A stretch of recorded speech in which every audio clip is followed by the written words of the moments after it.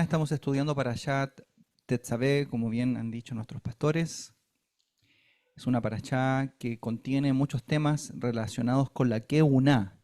¿Qué es la Keuná? Es la manera en la que decimos en hebreo el servicio de los sacerdotes. Eso es Keuná, el servicio sacerdotal.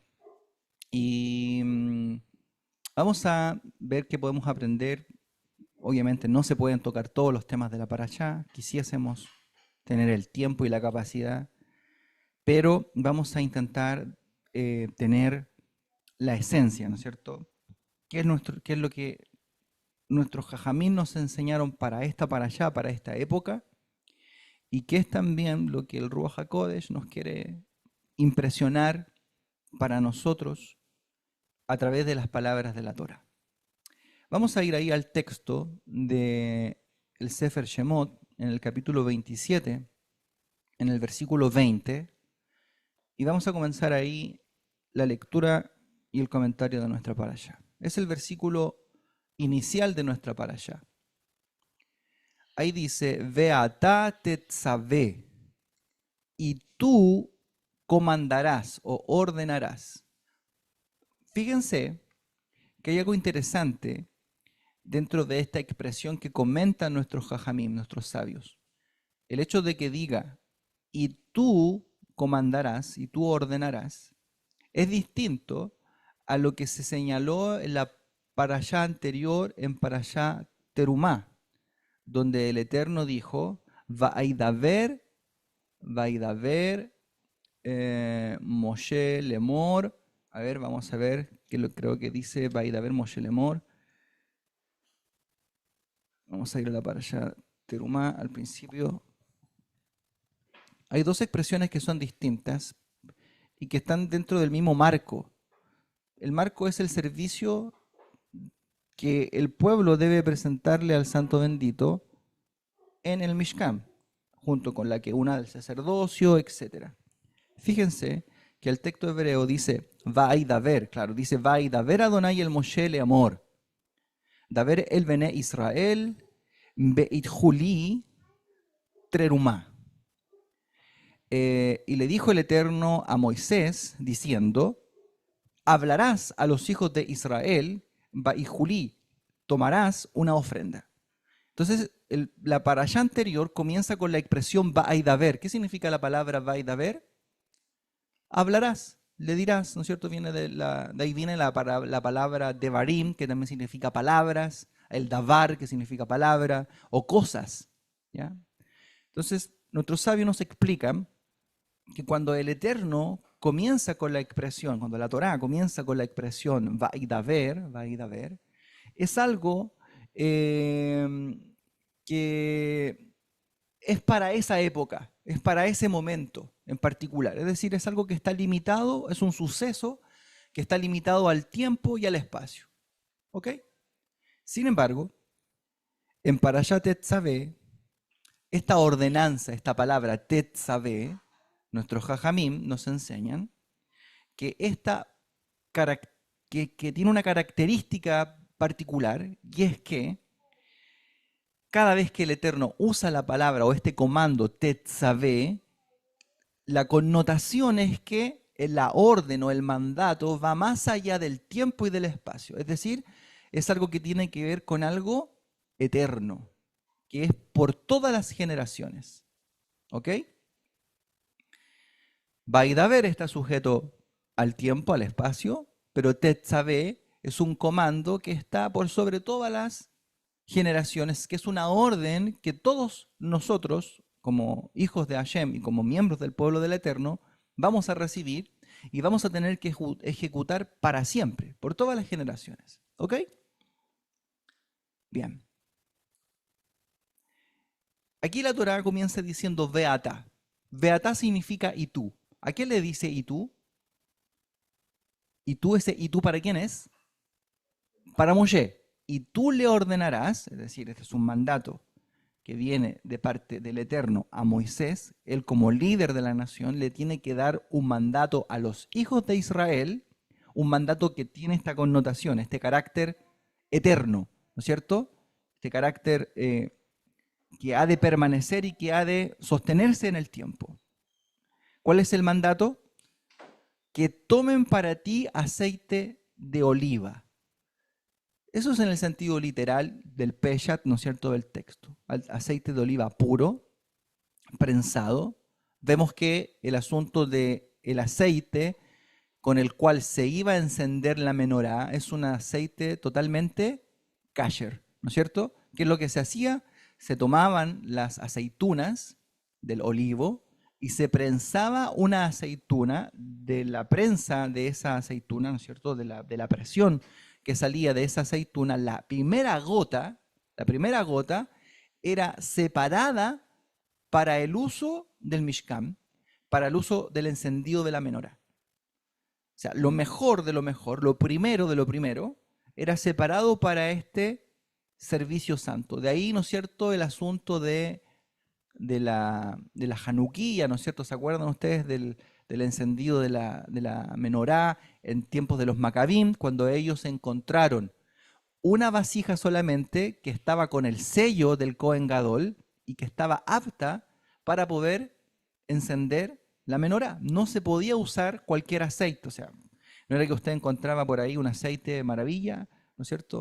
O aceite líder de oliva vegetal, no sé cómo se llame, y lo usaba para encender la menorá. No, era un aceite separado, dedicado solamente para eso, y no solamente aquello, sino que además tenía que tener el sello del Cohen Gadol. Es decir, el Cohen lo revisaba, él ponía su sello sobre la vasija que recibía el aceite, y eso recién ahí estaba calificado para usarlo para el Eterno.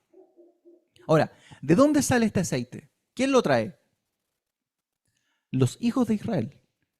Quiere decir que hay una conexión entre lo que los hijos de Israel tienen que hacer, que es traer el aceite de oliva puro, prensado, ¿no es cierto? O sea, ellos tienen que hacer un trabajo. Nosotros, como hijos de Israel, tenemos una orden de generar el aceite, ¿correcto? No solamente el Cohen tiene que encender, el Cohen Gadol, sino que los hijos de Israel tienen un trabajo de generar el aceite, de tomarlo, de prensarlo y de separarlo para este propósito. Entonces el trabajo que va a hacer el sacerdote no es solamente de él, sino que es un trabajo colectivo, nacional, de obtener algo que sirva para poder encender y alumbrar. Todos los hijos de Israel tienen que hacer este trabajo. Todos. Dicen por acá por YouTube que se escucha bajo. ¿Se escucha bien? ¿Sí? Ok. Ahora, ¿qué me interesa de lo que venimos leyendo? Tenemos que quedarnos con esta idea. No es solo que el Cohen Gadol va a encender, sino que todos nosotros como hijos de Israel vamos a participar en un aspecto de ese encendido. Tenemos que trabajar para que exista el aceite y luego con eso recién se puede encender.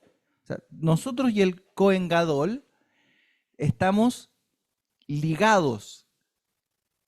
Nosotros vamos a ver aquí las vestiduras del Cohen, ¿correcto? Lo vamos a estudiar en esta parashá.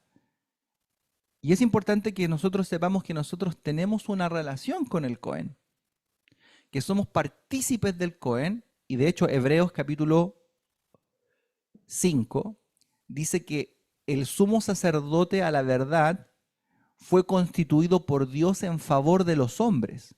O sea, los hombres tienen una relación con el Cohen, no están distanciados del Cohen, tienen que ver con él. Y aquí la Torah nos muestra que hay un trabajo incluso que hace el pueblo y hay un trabajo que hace el Cohen. Están ligados, tienen algo que ver, no están separados. Esto quiere decir que el aspecto del Cohen, sus vestiduras, cuyo propósito es que él pueda servir con kavod, con honor, y también con tiferet, con esplendor al Eterno, esas vestiduras también están conectadas con el pueblo, con la nación. ¿Por qué? Porque nos enseña nuestro jajamín, también nos traen muchos midrashim al respecto, que las vestiduras del Cohen, esto lo hablamos en la semana, también expían. Cada vestidura del Cohen es en sí misma, tiene la fuerza espiritual para poder expiar por pecados de toda la nación, por pecados del mismo incluso.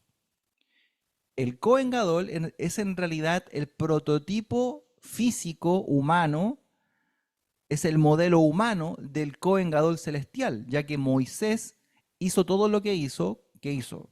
Construir el Mishkan y construir las vestimentas del Cohen Gadol y de todos los Kohanim también, en virtud al modelo que le fue mostrado. O sea, había un modelo y ese modelo es un modelo celestial. Hay, por lo tanto, un Mishkan celestial, hay un sacerdote celestial, que Baruch Hashem nosotros sabemos quién es, y es en función de aquello que se construye lo físico. De hecho, la carta a los Hebreos dice que en realidad el Mishkan es una sombra, es una proyección de lo que es verdadero. No quiere decir que el Mishkan acá abajo no sea verdadero.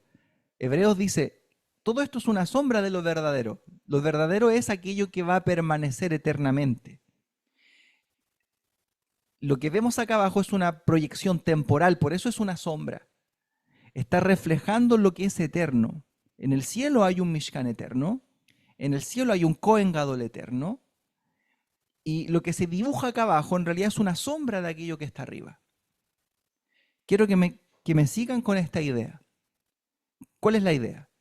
Que en realidad todos tenemos una participación con el Kohen Gadol y con lo que él realiza. Todos como miembros tenemos un comando, Tetzavé. ¿Cuál es el comando de Tetzavé? Lo dice la Torá, lo dice la Parashá esta semana. Dice, Ba'idhu eleija, y tomarán para ustedes, ¿no es cierto? Shemen tzid saj, aceite puro, prensado, katit, lemaor para encender. Y aquí fíjense lo que dice en hebreo, dice lealot nertamit. ¿Se acuerdan ustedes de la parashá Beat Lotja? ¿Cómo se traduce la palabra Beat Lotja, Bealoteja? Se traduce como cuando asciendas, cuando subas, ¿no es cierto? Porque es en realidad la parashá donde se habla de las luminarias, no es esta. La parashá donde se habla de las luminarias y del trabajo. Aquí se va a hablar solamente de las funciones de los Kohanim, pero el tema propiamente tal va a estar en Parashá Vaikra, en Parashá Bealotja, ¿cierto? En Sefer Vaikra. Ahí se va a hablar respecto de qué es lo que tiene que hacer Aarón cuando asciendas, cómo tienes que encender la menorá. Y aquí dice que el trabajo de los hijos de Israel es lealot, es también hacer que la llama suba, nertamit continuamente. O sea, el trabajo, Tetzavé, el mandato que reciben los hijos de Israel es hacer que la llama se mantenga encendida continuamente. Al igual que el Kohen Gadol tenía que hacer encender, subir la flama de cada candela, y lo tenía que hacer continuamente, nertamit, este fuego continuo, así también nosotros tenemos que lealot nertamit, producir un fuego constantemente junto con el Kohen Gadol. Producimos el aceite para también producir una llama constante y eterna. Esto es sumamente importante porque algo se esconde detrás de esto. ¿Qué se esconde detrás de este comando eterno de Tetzavé? ¿Qué significa Tetzavé? Ya dijimos que Israel participa en un aspecto fundamental en la creación del aceite que produce finalmente la flama, el fuego. Y aparte, representa que esto es una ordenanza por generaciones que no está limitada al tiempo, o sea, no está limitada ni siquiera a la existencia del Mishkan y no está limitada al espacio, o sea, a que exista un Mishkan. Hay una orden de lealot nertamid, encender continuamente una llama. Bien, ¿Por qué todo esto? ¿Por qué la Torá nos muestra esto? ¿Cuál es el mensaje de todo esto? Porque nuestros sabios decretaron también que en esta semana, este Shabbat, también se lea la Parashá Zahor. ¿Qué es Parashat Zahor? No sé si los Roim lo comentaron al principio. O sea, esta semana estudiamos dos porciones. Estudiamos Parashat Tetzaveh y también estudiamos Parashat Zahor. Entonces nuestros jajamín descubrieron que hay una conexión entre Parashat Tetzaveh y hay una conexión entre Parashat Zahor. ¿De qué se trata Parashat Zahor? Parashá del recuerdo, eso quiere decir Zahor, Parashá del recuerdo. ¿Cuántos versículos tiene Parashat Zahor? 2 versículos. Y está en Devarim, capítulo 25, versículo 17 al 18. O sea, ¿qué es lo que se hace en las sinagogas? Se saca el Sefer Torah, se lee Parashat Tetzaveh, ¿ok? Y también se saca el Sefer Torah de la Parashá Kitetzé del Sefer Devarim y se lee el capítulo 25, versículo 17 al 18. Y el maftir es quien lee esto. El maftir, para los que no saben, es el que concluye. Eso significa maftir. No sé si lo han leído cuando se envían los detalles, ¿no es cierto? Ahí dice las aliot, que son las secciones que separan la lectura de la Torá diariamente. Luego viene la Haftará, que es la lectura de los profetas. Y ojo que la Haftará de esta semana tiene que ver con Parashá Zahor. ¿Dónde está la Haftará de esta semana? En 1 de Samuel, capítulo 15. ¿De qué habla? Lo vamos a ver ahora. Entonces, la Haftará es la lectura de los profetas. ¿Y el Maftir qué es? Es el último que sube a la lectura de la Torá. Es el que concluye. Hay quien dice que la palabra Maftir, no tengo la fuente, también significa postre. Como lo final. Después de la comida tú te comes un postre. Podría ser. Pero literalmente Maftir significa aquel que concluye. El que concluye va a leer Parashá Zahor. Esto se hace en las sinagogas. Ahora, que ustedes lo saben, tienen que entonces hoy día tomar la intención de leer Parashat Zahor en sus comunidades o en el servicio litúrgico de la lectura de la Torá para poder cumplir con las mitzvot que están relacionadas con Parashat Zahor. ¿Ok? Quiero que por favor no se me queden dormidos, pongan harta intención y voluntad para poder seguirme. ¿Ok? Miren, ¿qué dice ahí en Parashat Zahor? ¿Cómo esto está relacionado con lo anterior, con Parashat Tetzaveh? Vamos a verlo. Dice, recuerda en 25:17 de Deuteronomio, recuerda lo que te hizo Amalek en el camino a la salida de Egipto. ¿Por qué leemos Parashat Zahor hoy día? Porque después de una semana, es decir, el sábado anterior a Purim, tenemos la mitzvah rabínica de leer Parashat Zahor, debido a que tenemos que acordarnos de aquello que nos hizo Amalek. ¿Y qué fue lo que sucedió en Purim? Un descendiente de Amalek llamado Amán, ¿no es cierto? Ahora tienen que tocar todos. Un descendiente de Amalek llamado Amán quiso destruir al pueblo de Israel. Y es por eso que un Shabbat antes de que suceda Purim, junto a Parashat Tetzaveh, tenemos que también leer esta parashá llamada Zahor, que son los versículos que nos recuerda la mitzvah o las mitzvot, porque aquí hay varias mitzvot, hay 3 por lo menos, de recordar lo que nos hizo Amalek. O sea, la primera mitzvah es recordarlo. ¿Cómo se cumple la mitzvah de recordar lo que nos hizo Amalek? Se cumple leyendo Parashá Zahor una semana antes de Purim. ¿Ok?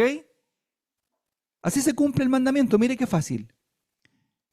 Se cumple leyendo Parashat Zahor una semana antes de Purim, este Shabbat, ponemos la intención. Cuando viene el maftir a leer a la sinagoga, va a leer y todos ponemos la intención al escucharlo de recordar aquello que nos hizo Amalek. Ahora, tendríamos que saber qué nos hizo Amalek, ¿no es cierto? Como todos somos estudiosos de la Torá, Sabemos lo que nos hizo Amalek. Vamos a intentar recordarlo hoy día. Recuerda lo que te hizo Amalek en el camino. A la salida de Egipto, primera mitzvah, recordar lo que nos hizo Amalek. Cómo te acometió sin temor de Dios, matando a los rezagados cuando ibas cansado y debilitado. Esto es lo grave que hizo. Cómo te acometió, salió de pronto, ¿ok? Salió a tu encuentro de manera fortuita, sin temor de Dios, y mató a los débiles. Fíjense, ¿a quién mató? A los débiles. Ya vamos a profundizar un poco más en esto. Cuando ibas cansado y debilitado, oh Israel, pero cuando el Eterno tu Dios te haga descansar de todos tus enemigos, fíjense, cuando el Eterno te haga descansar de todos tus enemigos, esto quiere decir, cuando entres a la tierra de Israel, ¿ok? Las mitzvot que tenía el rey, en particular, el rey también está conectado con el Cohen, ojo con esto. En particular, el rey tenía algunas mitzvot que cumplir cuando él fuese nombrado rey en la tierra de Israel. Y una de ellas era que él tenía la misión de borrar el nombre de Amalek. Dice, pero cuando el Eterno tu Dios te haga descansar de todos tus enemigos, en el país que te dio por heredad, dice, borrarás la memoria misma de Amalek de debajo del cielo. O sea, ahora tenemos otra mitzvah. ¿Cuál es? Borrar a Amalek. Hay que eliminarlo, hay que extirparlo. Totalmente, sacarlo de raíz. No se puede dejar nada que recuerde siquiera a Amalek. Hay que borrarlo. Y míralo con lo que termina Parashat Zahor. Dice, lo borrarás, esa es una segunda mitzvah, y ahora termina diciendo, no lo olvides. ¿Qué significa no lo olvides? Es como cuando alguien te hace algo a ti y tú dices, no hay olvido para esto. ¿Qué significa eso? En términos en términos no de la Torá, pero también en términos de nosotros, ¿no es cierto? De un hecho común y corriente que nos pudiese pasar con algún daño recibido. Cuando alguien te dice, o cuando tú le dices a alguien, no, esto no lo voy a olvidar. ¿Qué le estás diciendo? Que no lo voy a perdonar. Ve más allá. ¿Qué le estás diciendo? Además de que no lo vas a perdonar. Que voy a guardar en mi corazón rencor contra ti. ¡Wow! Lo que la Torá nos está diciendo. La Torá nos está dando ahora una mitzvah de guardar rencor y de odiar a Amalek.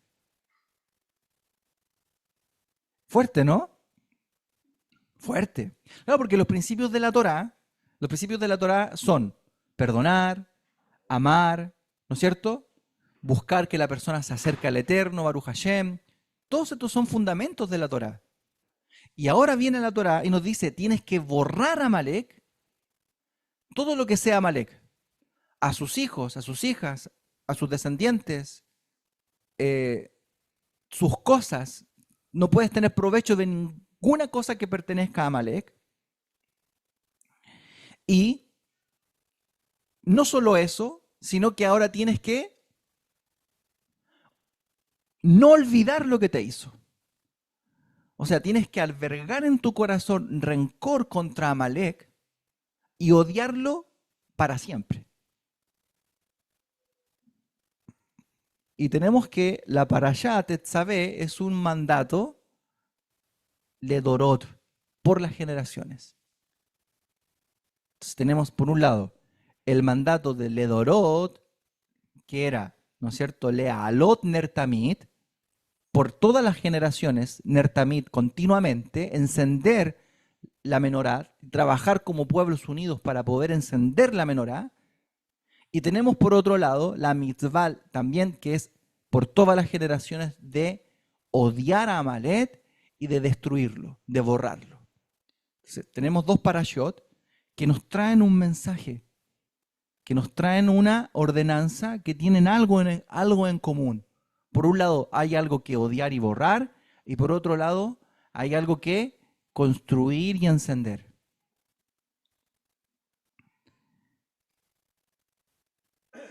Fíjense lo que dice el texto en hebreo aquí en Parashat Zahor. A ver, vamos a revisar primero. ¿Qué fue lo que sucedió con Amalek? ¿Les parece? Para los que no saben o los que se olvidaron, ¿qué fue lo que hizo Amalek? ¿Ok? Bien. Aquí la Torá nos trae algunos detalles, ¿ya? Respecto de qué, cómo te acometió sin temor de Dios, matando a los rezagados cuando ibas cansado y debilitado a Israel. Eso es el detalle que nos trae la Torá aquí en Parashat Kitetzen de Barim. Pero ¿cuál era el contexto? Israel viene saliendo de la nación de Egipto, ¿no es cierto? Viene, pero ¿cómo viene? Viene empoderado, porque Hashem lo rescató, hizo milagros, lo salvó. ¿Y con qué emuná vienen ellos saliendo? Vienen confiados en Hashem, vienen poderosos, vienen con la emuná arriba, ¿no es cierto? De hecho, acaban de cruzar el Yansuf, Baruch Hashem. O sea, vienen arriba. Y no solamente eso, sino que todos los pueblos que lo rodean han oído y tienen el testimonio de que han vencido al imperio más poderoso de ese entonces, a Faraón y a sus ejércitos. Que el Dios de Israel los venció, los aplastó en el mar, que Hashem mandó Makot, plagas, y que el eterno Baruch Hashem los sacó de la tierra de Egipto. Todo ese es el contexto. O sea, es una nación que viene vigorosa. Es una nación que viene, como nos dicen nuestros jajamim, ellos venían como una tina hirviendo. Así venían. O sea, venían todos fervorosos con la emuná acá arriba, Baruch Hashem, vamos a vencer, vamos a ganar, hemos ganado, hemos vencido, vamos a servir al Eterno, vamos ahora directo al Sinai a recibir sus palabras para transformarnos en una nación de reyes y de sacerdotes. Fíjense, aquí está el concepto, reyes y sacerdotes, este vínculo que hay entre el Cohen Gadol y el pueblo, porque la nación también tiene esta misma característica o esta misma esencia, esta esencia de Keuná sacerdotal, no solamente para el Cohen, es para toda la nación. Y hacia allá nos dirigimos, y con esa intención vamos empoderados espiritualmente hablando, vamos como una tina hirviendo, dice nuestro jajamín, vamos muy entusiasmados. Y de pronto sale alguien en el camino que no tiene ninguna relación con nosotros, que no tendría por qué dañarnos, no tendría por qué, porque no tiene ninguna razón para hacernos la guerra. Fíjense lo que dice el Midrash. Voy a traerlo. Un minutito, por favor. Tengo buena memoria, pero hay cosas que se me olvidan. Miren, lo que dice el Midrash respecto de las cosas que pensó o las cosas que provocan una guerra entre una persona y otra. Cosas que justifican la guerra en realidad. Vamos a ver si es que lo tengo por aquí, si no...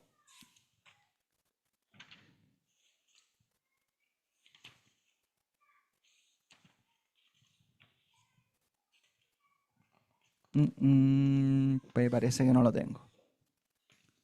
Bueno, a ver si me acuerdo. Algunas cosas que la Torá permite como guerra o que la situación, una cosa obvia que podría generar una guerra, es que tus enemigos vivan en tus fronteras y que eventualmente tus enemigos empiezan a invadir tu frontera y por lo tanto tú tienes que reaccionar. ¿Correcto? Eso sería obvio. Pero Amalek no vivía ni siquiera en la frontera, porque dice la Torá que ellos iban de camino, iban de paso. O sea, no había una relación. Hay 4 puntos más que no los recuerdo en este momento. Pero no había ninguna razón, solamente la razón que tenía Amalek para atacar a Am Israel era que Amalek había vivido varios años y él era descendiente de Esaf. O sea, ¿qué es lo que albergaba en su corazón? Odio, rencor. Él era descendiente, era nieto de Esaf. Esaf le dijo todo lo que había sucedido respecto de Jacob y cómo él tenía que odiar a toda la descendencia de Jacob. Amalek, por lo tanto, procuró encontrarse con los Bené Israel y hacerle una guerra injustificada, sin ninguna misericordia, Y fíjense que a quién dañó según dice la Torá. La Torá dice que dañó a los rezagados cuando ibas débil y cansado. Esto es interesante, porque se supone que al pueblo de Israel, ¿quién lo protegía?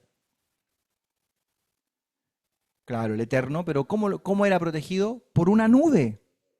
Quiere decir que habían personas que no estaban cubiertos por la nube. ¿Y quiénes eran estas personas? Los que estaban rezagados, cansados, los débiles eran los que estaban, los que eran presa de Amalek. ¿Me sigue la idea? En términos de la Torá, ¿qué es ser rezagado, cansado y débil? ¿Cuándo uno se expone entonces? Vamos a ir ahora ahí a Shamot capítulo 17 para poder entender todo esto. Dice, en el capítulo 17, en el versículo 8 dice, vamos a leer un poquito antes, a partir del versículo 1 del capítulo 17, porque aquí está el contexto. Viene el pueblo de Israel saliendo de Egipto, van todos empoderados, Baruch Hashem, ¿no es cierto? Van todos contentos, Hashem les dio la victoria, pero ya han pasado varios días. ¿Cuántos días han pasado? 3 días, donde no han bebido agua. En 3 días después de haber salido de Egipto, no han bebido agua. Ya obviamente después de 3 días, algo empieza a suceder en el corazón de las personas y empiezan a dudar. Dudar si esto era lo correcto, si tenían que salir o no de la tierra de Israel. Dice, y los hijos de Israel se fueron del desierto de Sin y continuaron las etapas del itinerario establecido por el Eterno y acamparon en Refidim, mas no había agua para que el pueblo bebiera. De hecho, nuestros jajamí enseñan que la palabra Refidim quiere decir que no habían estudiado por 3 días palabras de Torah. Es un acrónimo de aquello, que no habían estudiado por 3 días palabras de Torah. Es decir, los hijos de Israel estaban débiles, no solamente físicamente, sino que primero espiritualmente, porque en 3 días no habían estudiado palabras de Torah. Mas no había agua para que el pueblo bebiera y sucedió acaloradamente, y discutió el pueblo acaloradamente con Moisés diciendo, dadnos agua para beber. Pero Moisés les dijo, oh, ¿por qué reñís conmigo? ¿Por qué ponéis a prueba al Eterno? Entonces aquí empezaron a discutir contra Moisés por el hecho de que no había agua y el Midrash nos trae un sinnúmero de argumentos que ellos comenzaron a decir respecto de Moisés y respecto del Eterno. ¿Lo vamos a servir o no? Recién salimos de Egipto. ¿Vale la pena realmente servir al Eterno? Y empezaron todas esas dudas. Dios que nos trae aquí para con tanta demora atender nuestras necesidades más básicas como el agua, ¿vale la pena realmente servir a Hashem? Y empezaron las dudas. Dice, ¿por qué nos hiciste subir a Egipto para matarnos de sed a nosotros, a nuestros hijos y a nuestro ganado? Entonces Moisés clamó al Eterno, ¿qué hago con este pueblo? Un poco más y me apedrearán. Y le respondió el Eterno, pasa delante del pueblo, lleva contigo a los ancianos de Israel y toma en la mano la vara con la que golpeaste el río y anda. He aquí yo estoy frente de ti, allí sobre la roca en Joreb. Tú golpearás la roca y saldrá de ella agua para que el pueblo pueda beber. Y así lo hizo Moisés ante los ojos de los ancianos de Israel y llamó al lugar Masá, que significa prueba. Esto era una prueba para los hijos de Israel. Y Meriba, que significa querella, la querella de los hijos de Israel contra Hashem. Por haber puesto a prueba al Eterno y por haber reñido con Moisés. Incluso habían preguntado, y esta es la pregunta, miren lo que habían dicho. Esta pregunta la hacemos siempre, todos los días nosotros, Baruch Hashem, cuando andamos débiles. Todos los días cuando andamos débiles, no cuando andamos fuertes. Pero siempre hacemos esta pregunta, de una u otra manera. Dice, ¿está el Eterno con nosotros, sí o no? ¿Quién se pregunta eso? Cuando le va mal, cuando no le salen las cosas, cuando no tiene dinero, cuando tiene problemas con su esposa, con sus hijos, cuando tiene tribulaciones, problemas en el trabajo, etc. Cuando tiene muchas cosas difíciles. ¿Quién se pregunta esto? ¿Está realmente Dios conmigo o no? Esta fue la pregunta que hicieron. Y a raíz de esto, de inmediato viene la Torá y nos dice, después de que ellos preguntaron, Vinieron entonces los amalecitas. O sea, después de esta debilidad espiritual de Emuná y de Bitajón en Hashem, aparece Amalek. Y combatieron contra los hijos de Israel en Refidim. Refidim es un acrónimo de no habían estudiado Torah. No tenían palabras de Torah. O sea, estaban totalmente débiles. Estaban débiles. ¿Por qué los que estaban, quiénes eran los que estaban desprotegidos? Los que habían reñido, los que habían cuestionado. Y fíjense que siempre el tema del cuestionamiento y donde sale Amalek, donde Amalek se fortalece, es en el tema de la parnasá, del sustento. Siempre. El tema del trabajo y de la parnasá es el tema del hombre. Aparece cuando ellos empiezan a cuestionar a Hashem, la manera en que Hashem va a sostenerlos.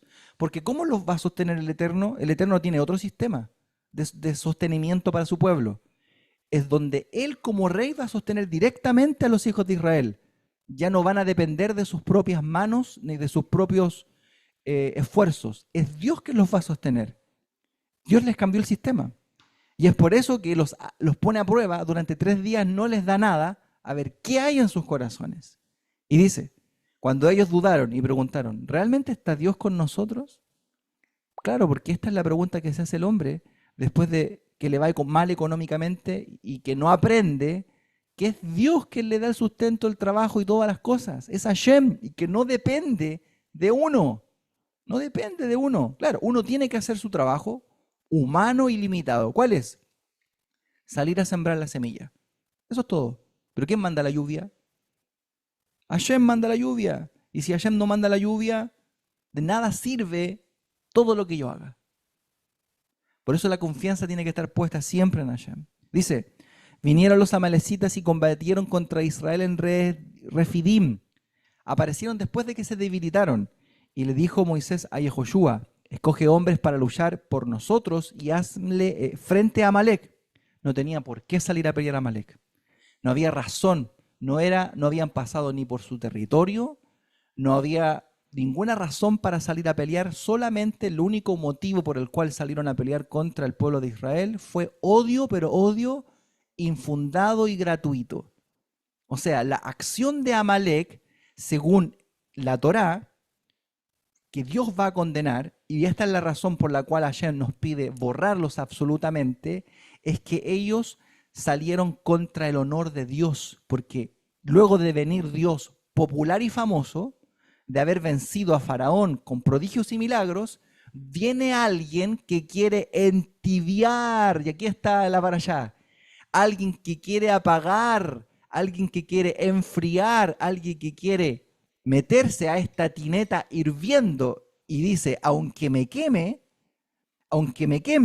yo mismo, como Amalek, voy a venir y me voy a meter dentro de esta tineta hirviendo y aunque yo me queme, voy a producir enfriamiento y voy a entibiar por lo menos a esta tina hirviendo.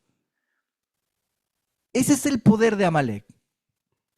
Tú estás contento, Baruch Hashem el Eterno está conmigo, el Eterno me acompaña, voy a cumplir su Torah y su mitzvot, y ahí estamos, arriba, arriba, arriba.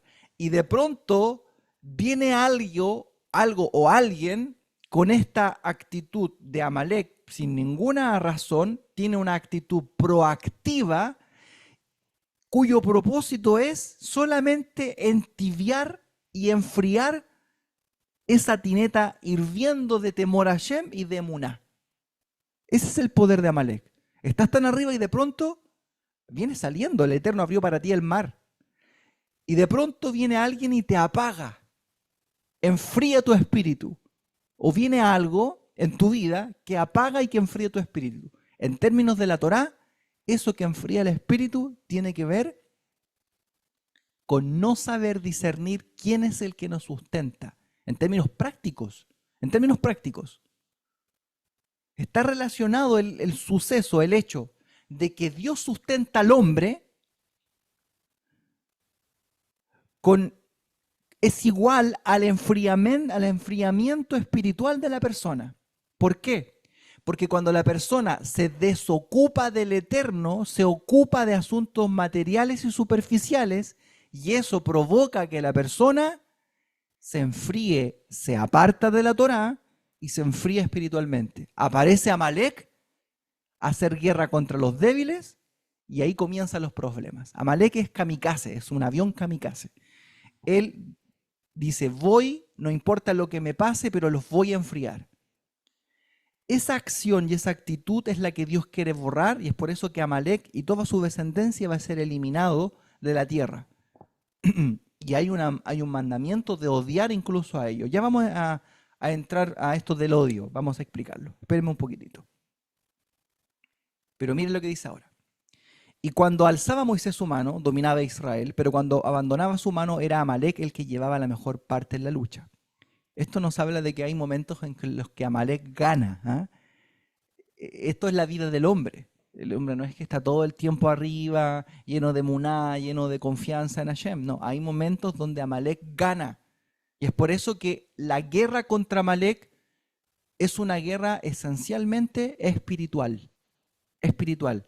Y es Ledorot por todas vuestras generaciones. Y es por eso que Ledorot Nertamit, porque también Ledorot Nertamit tenemos el mandato de encender la tina y echarle leña al fuego, como canta, ¿no es cierto?, nuestro hermano David, ¿no es cierto? Echa la leña al fuego, ese hermano.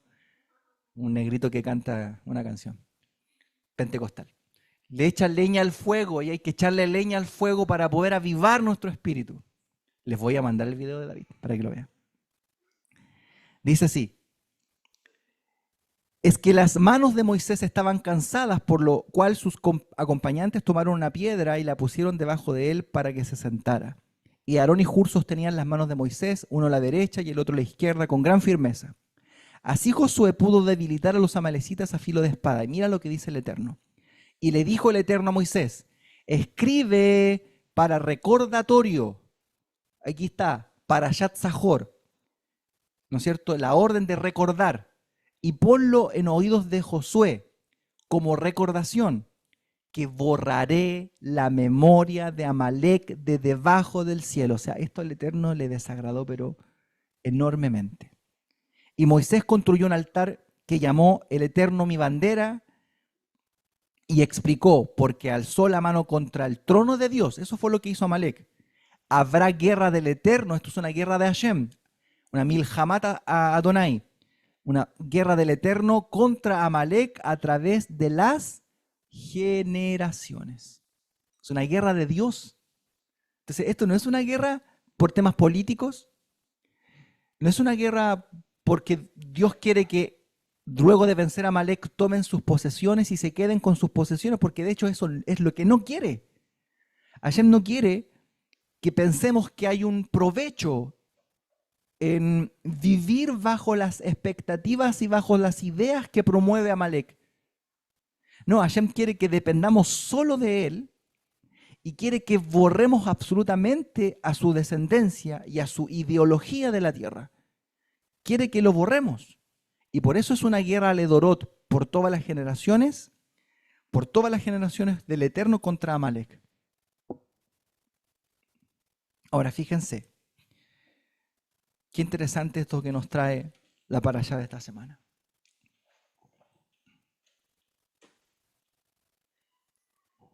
Tenemos la actitud o acción proactiva de hacer que las cosas enfríen la tina hirviendo nuestra. Que cada hijo de Hashem tiene esa fe, ese temor a Hashem cuando está muy arriba. Esto es lo que el Eterno quiere que sea borrado de la tierra. Cualquier acto que enfría nuestra relación con Hashem debe ser borrado y eliminado de nuestra vida. O sea, ¿de qué estamos hablando? Estamos hablando de aquellas cosas que hacen que tú te entibies. Y es por eso que la Torá en Apocalipsis dice claramente, ni frío o caliente, pero tibio no, porque te vomitaré de mi boca. Y el Eterno aborrece las posiciones tibias. Pensemos cuáles son las cosas que nos entibian en nuestro servicio a Hashem, que nos hacen ser personas livianas y tibias. Si tú te conduces tibiamente y tú piensas, yo pienso, que esto el Eterno lo va a aceptar, es como traerle al Eterno un cordero cojo. ¿Tú piensas que el Santo Bendito te va a recibir un cordero cojo? Pero la gente compraba corderos cojos y con defectos y se los llevaban al templo al Eterno.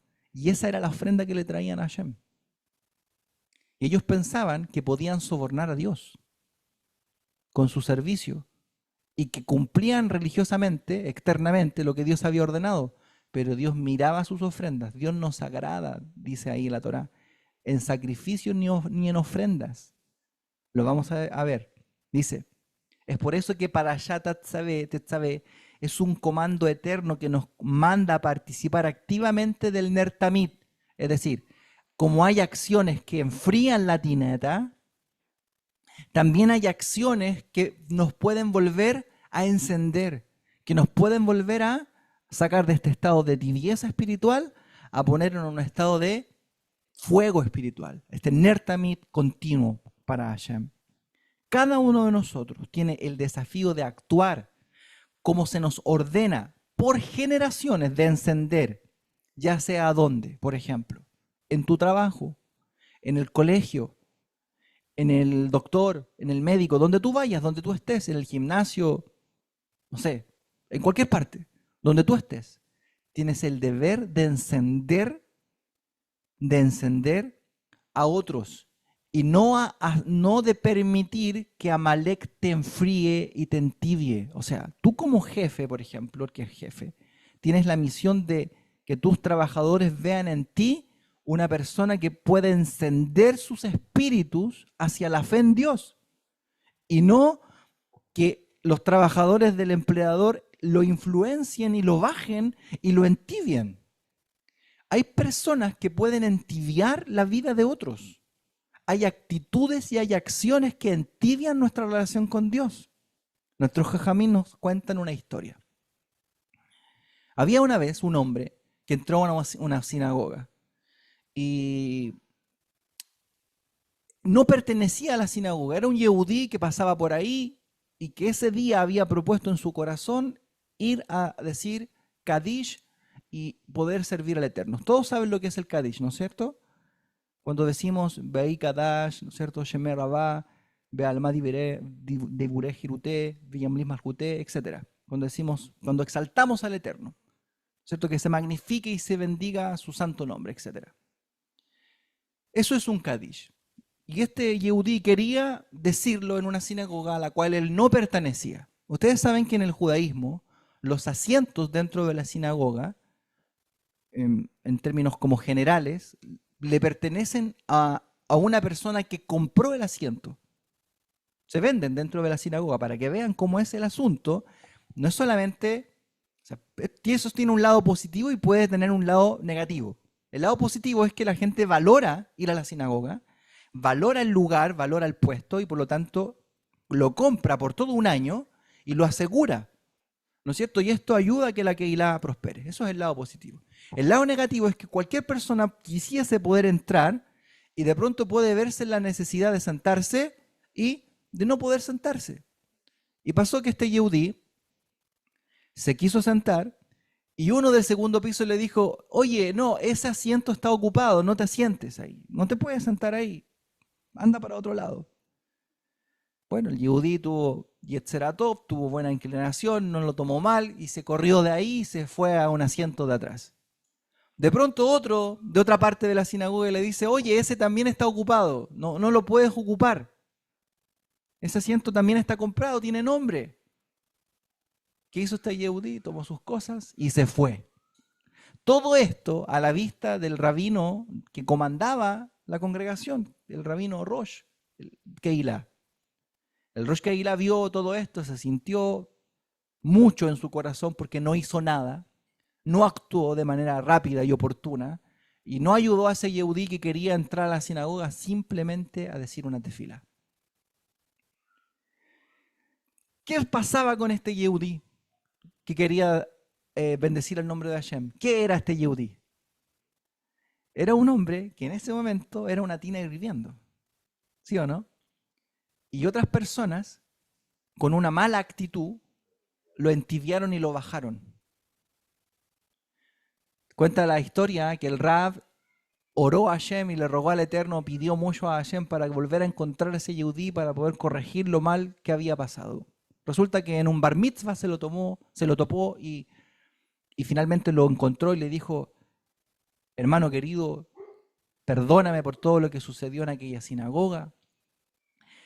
Yo me comprometo, yo mismo te voy a pagar un asiento. Y tú, no solamente un asiento, te voy a pagar el asiento que está al lado mío. Yo soy el Rosh Kehilá de esa comunidad y tú te vas a sentar al lado mío. Yo voy a pagar ese asiento y tú vas a estar conmigo. Baruch Hashem.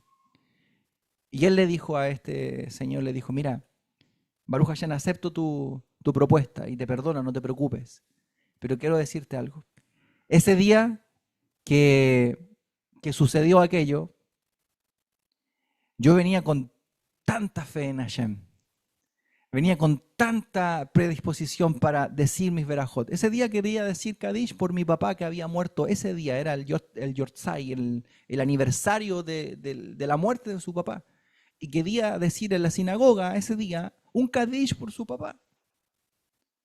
Y de pronto vino el espíritu de Amalek que apagó toda esta emuná que él sentía. Todo este temor a Hashem que él sentía. Esto es lo que tenemos que reflexionar y esto es lo que nos trae la parashá de esta semana. Que nosotros tenemos la misión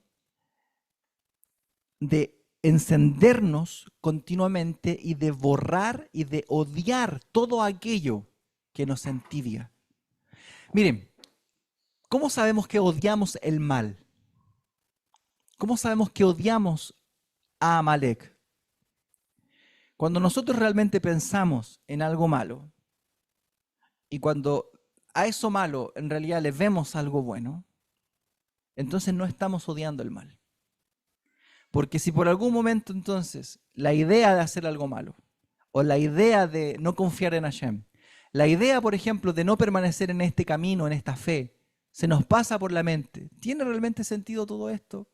¿Tiene realmente sentido esto de la Torá, esto de la mitzvot? ¿Tiene sentido esto realmente? ¿Será que Hashem realmente me provee, me sustenta o yo realmente tengo que salir y sacarme, como se dice aquí en Chile, la mugre, ¿no es cierto? Trabajando y hacerme pedazos para poder conseguir el sustento porque si no, no lo voy a lograr. Y saco mi confianza en Hashem porque finalmente Hashem parece que a mí no me ayuda, conmigo no está.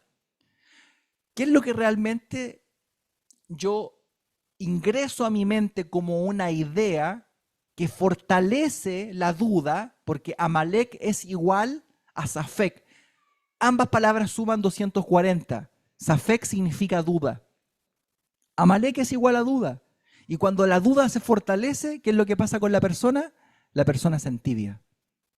La persona se enfría. Y es por eso que todo lo relativo al sustento son las cosas donde realmente se fortalece este enemigo de Am Israel, este enemigo que se llama Amalek, al cual hay que odiar. ¿Pero qué es lo que hay que realmente odiar? Hay que odiar todas aquellas situaciones en la vida que son malas. El pecado hay que odiarlo, el mal hay que odiarlo, como dice el libro de Proverbios. Aborrezco el mal, odio el mal, no está delante de mí. A ese nivel llegó, porque cuando uno lo odia, uno realmente puede amar a Hashem. Pero no solo eso, sino que hay que odiar y rechazar aquellas cosas que provocan en nosotros tibieza espiritual. Vamos a terminar con el siguiente episodio. Fíjense. Vamos a buscar lo que dice la Haftará de esta semana. En la Haftará de esta semana, en Primera de Samuel, capítulo 15, hay algo sumamente interesante. Y vamos a ver cómo es que funciona la tibieza. Cómo es que la tibieza espiritual no nos sirve absolutamente de nada. Van a ir conmigo a Primera de Samuel, capítulo 15, y vamos a leer esta historia.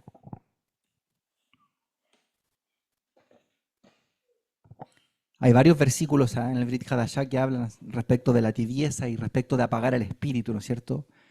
Frío, o caliente, tibio no, porque te vomitaré, ¿no es cierto? No apaguéis el espíritu, aviva el fuego del don de Dios que hay en ti, etc.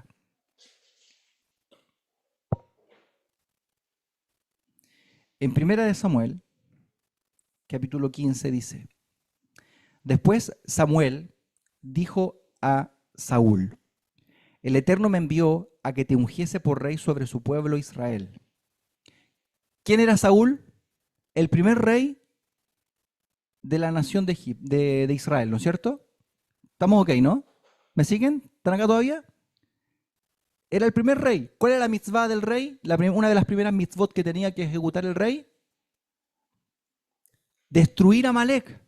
Esa es la primera mitzvah que tiene que cumplir el rey. ¿Por qué? Porque dice aquí la Torá: cuando el Eterno tu Dios te dé descanso, borrarás de entre la tierra todo recuerdo y a toda la descendencia de Amalek.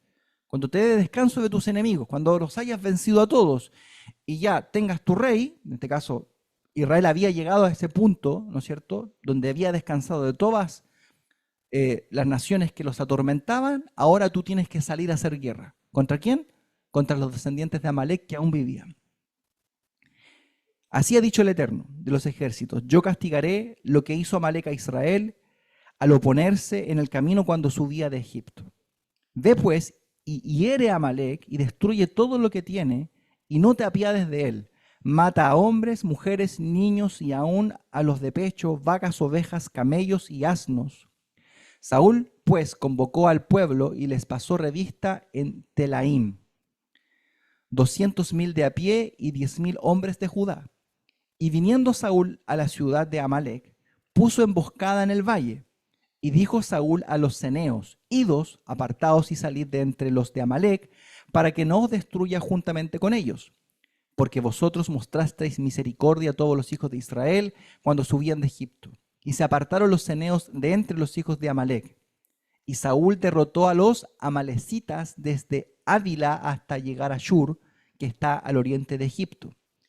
Y tomó vivo a Agag, rey de Amalek, pero a todo el pueblo mató a filo de espada. O sea, aquí ya Amalek no hizo lo que Hashem le había pedido.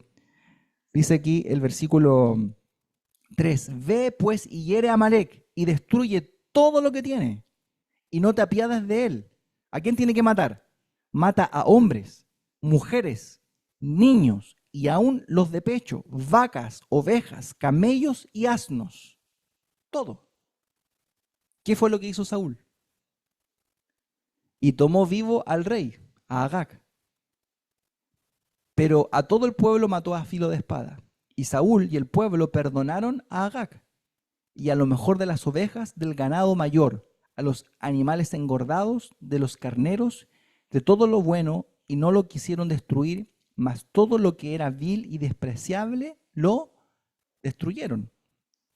O sea, pensaron que habían hecho el trabajo, pero se beneficiaron incluso de los animales de Amalek.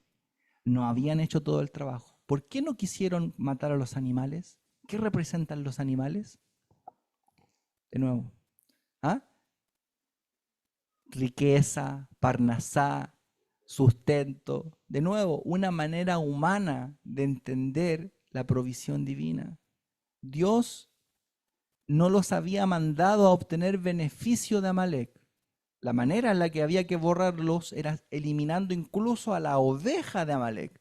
Si alguien veía una oveja y decía: esta oveja es de Amalek, de los amalecitas, entonces, ¿qué provocaba aquello? Que hubiese recuerdo. ¿Y la mitzvah cuál era? Borrar la memoria. Hay que borrar la memoria. Todas aquellas cosas que nos entibian en la vida, en nuestro servicio con Hashem, son aquellas cosas que nosotros tenemos la obligación de sacar de raíz de nuestras vidas. O sea, no es solamente hacerle cariño a este pecado o a esta transgresión, entibiarlo, sino que hay que sacarlo de raíz. O a esta situación que me enfría constantemente. Esa situación que tú sabes cuál es, cada uno se conoce, hay que desarraigarla porque es el Amalek que nos entibia en nuestra relación con Hashem. Y ahí es cuando tenemos que encender por medio de la Torá el fuego continuo, el Ner Tamid. Dice que Samuel le dijo a Shaul, me pesa, y vino palabra del Eterno a Samuel diciendo, me pesa haber puesto por rey a Shaul, porque se ha vuelto de en pos de mí y no ha cumplido mis palabras, y se apesadumbró Samuel y clamó al Eterno toda aquella noche. Samuel no sabía lo que había pasado. Madrugó luego Samuel para ir a encontrar a Saúl por la mañana y fue dado aviso a Samuel diciendo, Saúl ha venido a Carmel, y aquí se levantó un monumento y dio la vuelta y pasó adelante y descendió a Gilgal. Vino pues Samuel a Saúl y Saúl le dijo, bendito seas tú del Eterno, yo he cumplido la palabra del Eterno. Samuel dijo entonces, pues, ¿qué ha valido, brumido o valido de ovejas, bramido, perdón, de vacas, es este que yo oigo con mis oídos? Saúl le dijo, oye, hice la palabra de Hashem, cumplí todo, y de pronto empieza a escuchar las ovejas y las vacas. Y Saúl respondió, son de Amalec, los han traído porque el pueblo perdonó lo mejor de las ovejas y de las vacas para sacrificarlas al Eterno tu Dios, pero lo demás lo destruimos. Entonces dijo Samuel a Saúl, déjame declararte lo que el Eterno me ha dicho esta noche. Y él le respondió, di. Y dijo Samuel, aunque eras pequeño a tus ojos, o sea, eras una persona humilde, eras apto para el reinado, no has sido hecho jefe de las tribus de Israel, eras humilde, eras pequeño. Y el Eterno te ha ungido como rey sobre Israel. Y el Eterno te envió en una misión y te dijo, ve, destruye a los pecadores, a Amalec, y hazles guerra hasta que los acabes. ¿Por qué, pues, no has oído la voz del Eterno, sino que vuelto al botín, a las ovejas, a las vacas, has hecho lo malo ante los ojos del Eterno? Y Saúl respondió a Samuel, antes bien he obedecido a la voz del Eterno, y fui a la misión que el Eterno me envió, y he traído a Agag, rey de Amalec, y he destruido a los amalecitas. O sea, se sigue justificando, ya no es humilde. Mas el pueblo tomó del botín ovejas y vacas. ¿Y para qué las trajimos? Dijo Saúl.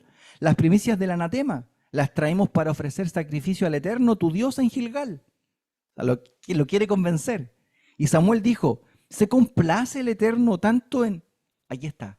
¿Se complace el Eterno tanto en holocaustos y víctimas como en que se obedezca a las palabras del Eterno?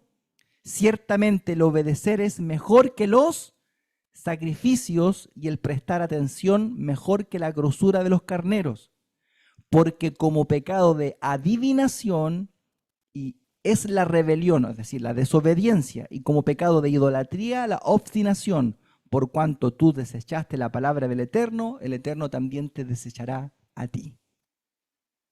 Y eso es cuando uno es contumaz, cuando uno es desobediente, cuando uno entibia su relación con Hashem, uno se pone de favor de Amalek porque uno piensa que hay beneficios en cierta manera de no borrar, de no quitar esto que enfría y entibia mi relación con el Santo bendito. Fíjense que tenemos una mitzvah de odiar y de borrar el mal. Y la parashá de esta semana concluye con las vestiduras del Kohen Gadol, sobre el Kohen Gadol, por eso lo vamos a conectar con lo que dijimos al principio. Él tiene un sit, una vincha. ¿Qué dice la vincha del Kohen Gadol? Dice, Kodesh la Hashem. ¿Cuál era el objetivo de sacar a Israel de entre la nación de Egipto? Que ellos fuesen una nación santa. O sea, cuando tú ves a un detective que tiene su placa que dice detective, ¿no es cierto? Funcionario, no sé, municipal, lo que sea, tú sabes que ese es el rol de esa persona. El sacerdote tiene una inscripción sobre su cabeza que dice Kodesh la Hashem. ¿Qué hay detrás de eso? Es que esta persona va a vivir para Dios. El sacerdote va a vivir para Hashem. El sacerdote no se compra casa, no piensa en vehículo. El sacerdote no piensa en estudiar, no piensa en No estoy diciendo que estas cosas sean malas, estoy hablando del prototipo, la figura que es el sacerdote. El sacerdote piensa en servir a Hashem. Él es santo para Dios, separado para el Eterno. Ese es el prototipo del Cohen Gadol. Y cuando Dios habla de una nación santa, está hablando también de una nación que en cierta manera se baña de esta misma característica del Cohen, que es de una nación que está decidida en darle su vida al servicio y al temor a Hashem. Eso es ser santo para Dios. O sea, no nos entibiamos ni nos enfriamos en pos de otras cosas. Hacemos otras cosas como medio para poder obtener esto que es nuestro rol y nuestra misión en este mundo. Sin embargo, a veces creo que las cosas se han dado vuelta. Los objetivos son otros y ser Kodesh la Hashem es algo secundario. Es parte de una religión, es parte de si trajimos ovejas y corderos para Hashem. Hashem supuestamente se va a agradar de esto. O sea, pensamos que Dios busca algo religioso, cuando en realidad lo que Él busca no es la grosura de nuestra religión y de nuestro servicio. Él busca un corazón que le pueda entregar su obediencia y su devoción completa. Nadie lo ha logrado, obviamente, pero tenemos que dar de nosotros el mejor esfuerzo para poder llegar ahí. Baruch Hashem. Que el Eterno nos bendiga y nos ayude a salir de las tibiezas que nos impiden encender el Ner Tamid de nuestra vida. Pastor, por favor.